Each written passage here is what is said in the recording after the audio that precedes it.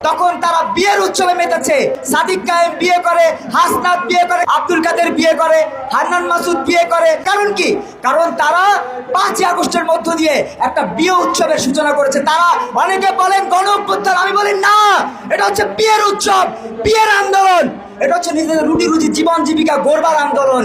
আর এই হত্যার দায় সাদিক কায়েম, যে আমাদের এই শিশু হত্যাকাণ্ডের মধ্য দিয়ে বিয়ের পিড়িতে বসেছে, সেই কুলাঙ্গারও কোনোভাবে এই দায় অস্বীকার করতে পারবে না।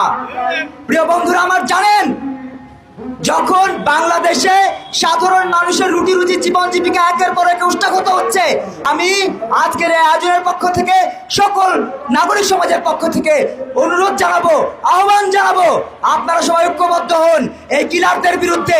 এই কিলাররা শুধু হামের টিকার মধ্য দিয়ে সহস্রাধিক শিশু হত্যা করেনি, তারা আমাদের হৃদয় হত্যা করেছে। হৃদয় ঘাতকদেরকেও আমাদের এখন চিহ্নিত করে তাদেরকে বিচারের আওতায় আনবার দাবিতে ঐক্যবদ্ধ হতে হবে।